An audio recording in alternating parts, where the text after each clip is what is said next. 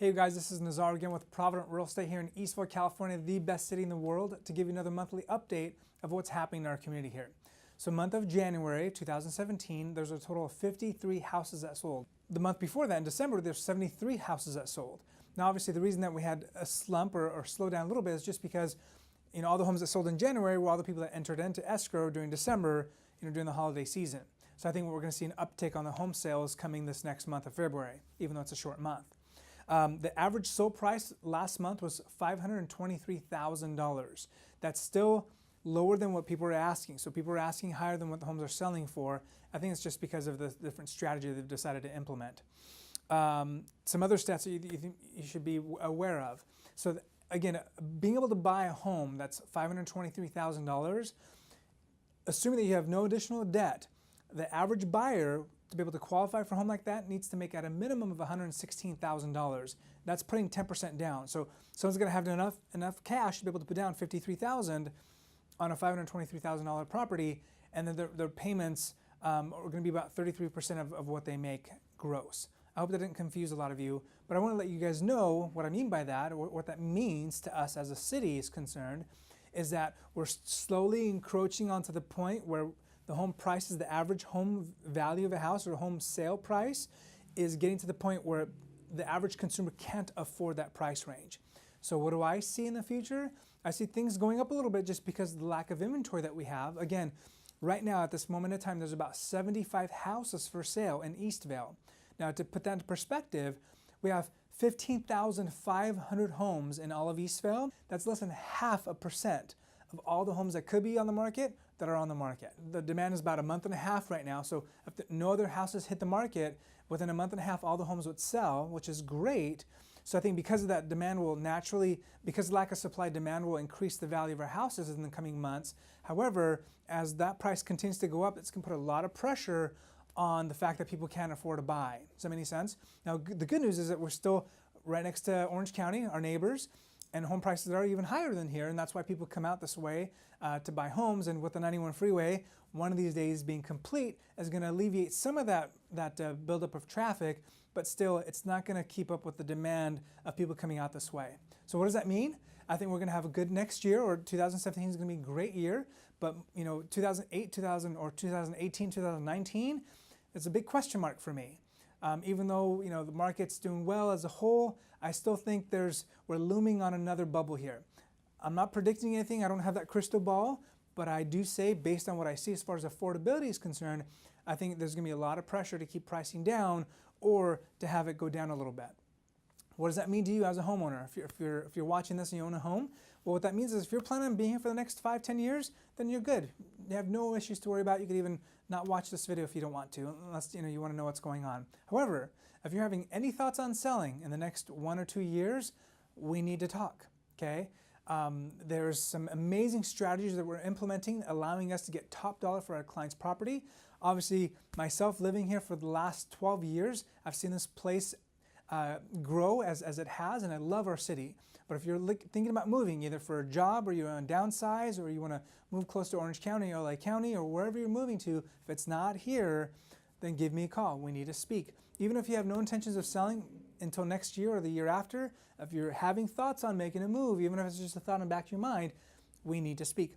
If we haven't met face to face, give me a call. My phone number is 951-444-8020. I'd love to meet with you, take a look at your house, give you an idea of what I feel is top dollar for your home, and then with that information you can decide to either sell now, sell in 6 months, sell next year, but either way you'll at least be armed with knowledge. One of our core values at Provident Real Estate is education, and so we love to be able to educate our clients so that they can feel comfortable making the very best decision for them.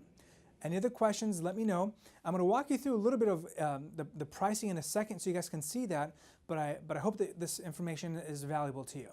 The first graph I'm going to show you is price per square foot, and the second graph is active listings in the city of Eastvale. So you can see back in 2012, the market was at its suppressed time in Eastvale. So the median price per square foot was $115 a square foot, okay? Now if you go to February of 2013, it went up to $119 a square foot, so it didn't change too much. And then you go to February of 2014, that price per square foot jumped significantly to $154 a square foot. And then in February of 2015, it went to 169. And then in 16, it went to 173. And then now we're at 179. Okay, dollars a square foot. So as you guys can see, for between the years of 2015 and 16, it really didn't fluctuate too much, but now it's going back up a little bit. And the reason is because of active listings.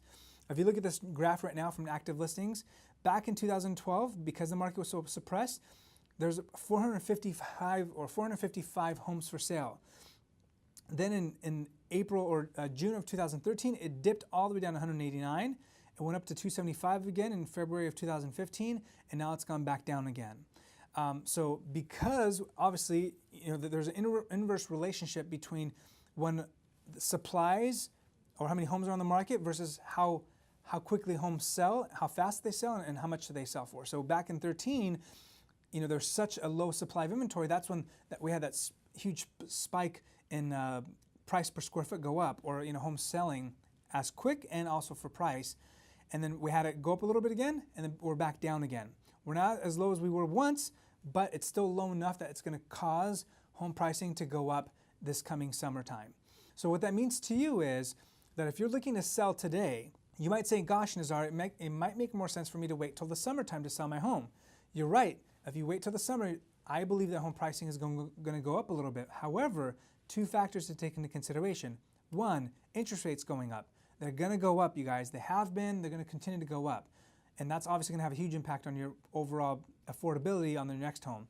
Two is your next house, right? Unless you're going to sell and not move for a while, or you're going to sell your house and rent for a while, if you're going to sell and buy again, then of course you have the fact that if you wait till the summer for your home to go up in value or increase in price, then the house you're going to be buying is also going to naturally increase in price as well. So it makes more sense to always sell low and buy low versus selling high and buying high. So hopefully you've enjoyed the graphs that I just finished sharing with you. Again, with that, hopefully you can see what I see as far as a looming correction that needs to be made. Not a bubble. Again, we're not going back to 2005, 2006 pricing here where it's going to crash and home values are going to be at 50% of what they were at one point in time.